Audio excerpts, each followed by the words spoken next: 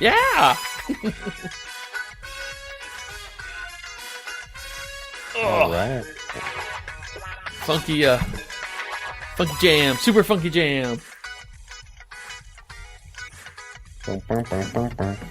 All right. I got all my notes in the right spot. Oh, I gotta go to the internet.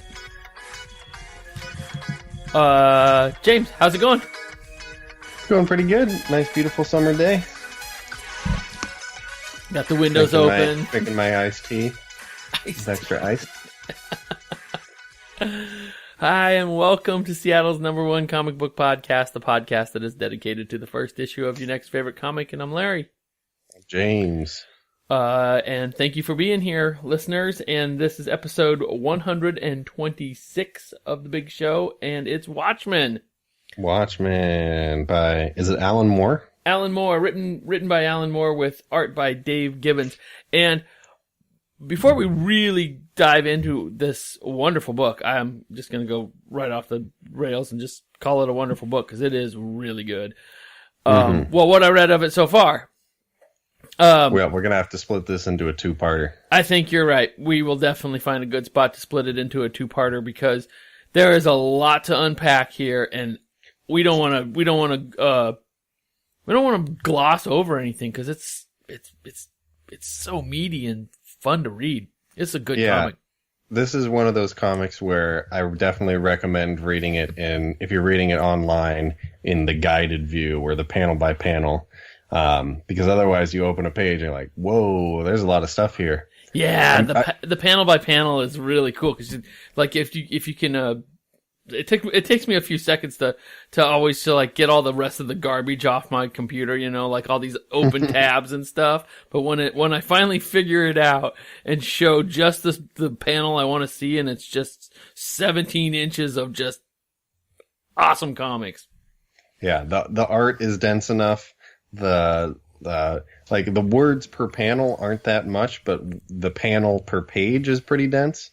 So I definitely recommend reading it that way. Larry, I'm constantly impressed with the variety of comics that we read here. Some it's like you can read the 22 pages and it seems like just a couple minutes, and you're hardly introduced to any characters and not very much plot goes on. And then you read a book like this and it's like, geez, it feels like 11 pages in where, a whole book of a whole series of any other comic. It's one 22 page, comic book is just like you said. It's just like, it's a volume. It's fantastic volume. But before we get into Watchmen too deep, do you got a recent and decent for us this week, Larry? I do.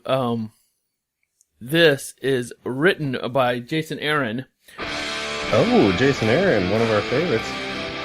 With art by Mahmoud Azhar. Mahmoud Azhar. It's Conan the Barbarian. Now, Jason Aaron did a Conan. It is awesome. 2019, 2 issues are out already. The art is to die for. I mean, it is so great. Oh, nice. With the Jason Aaron, you got good stories. So then when you're leading with the art, that's got to be a good comic. Yeah. So he's got the muscly throwback to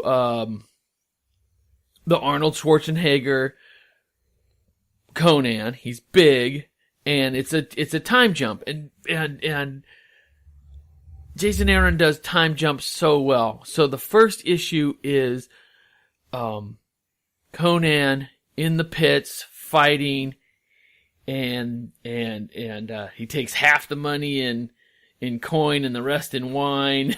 It's awesome. Nice. And he's got the ladies there and they're rubbing his shoulders, and there is a very fetching gypsy lady who's made a lot of money off of betting on Conan, and she and he enter into a relationship, and she's got big plans for Conan, and it is good. It is so good. I'm subscribed. I suggest everybody subscribes to this because it is gonna get good.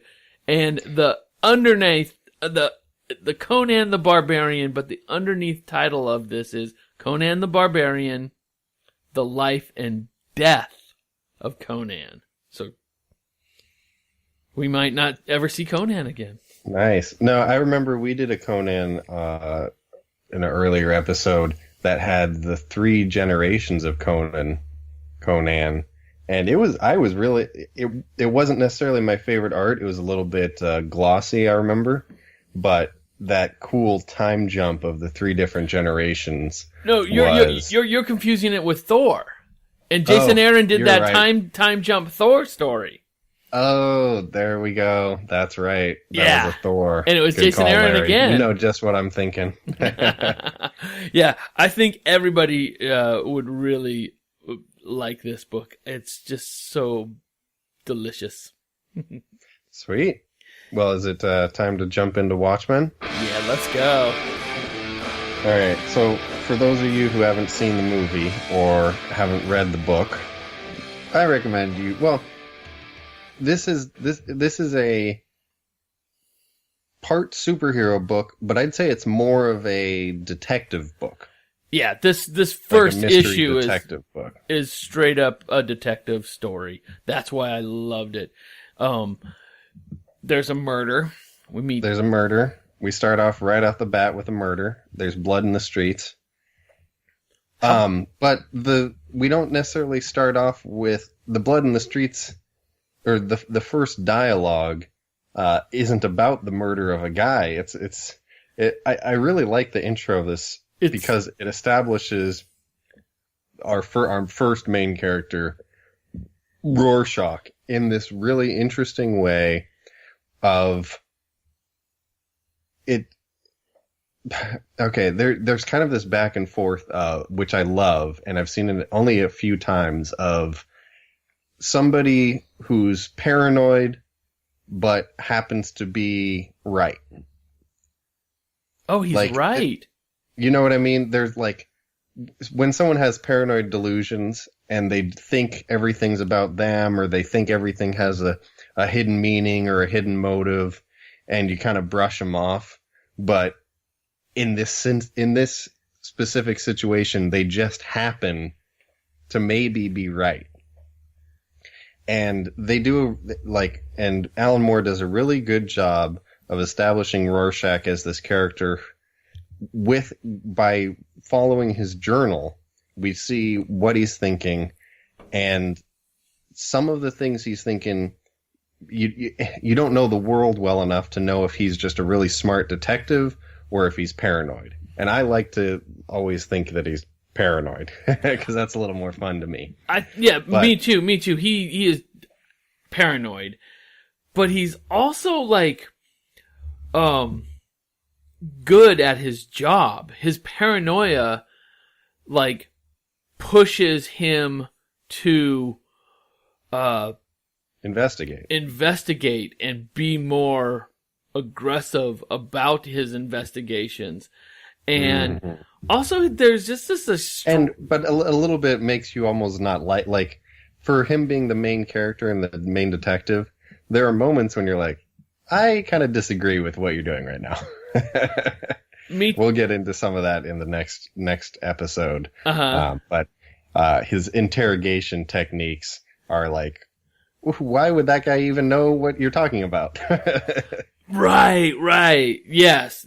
I know exactly what you're talking about. Yeah, that scene did bother me. But this first scene is shot so beautifully. Dave Gibbons does this art. It's different perspectives of the street scene shot from the gutter. The next one is maybe 4 feet up. The next one is 15 feet up. The next one is 60 feet up. The next one is 48 stories up. It is awesome to look at. It's a really good art progression of you're right, all the different perspectives. And it's almost like it's telling 2 stories at once, because it's telling the visual story, but then it's telling the Rorschach's journal story.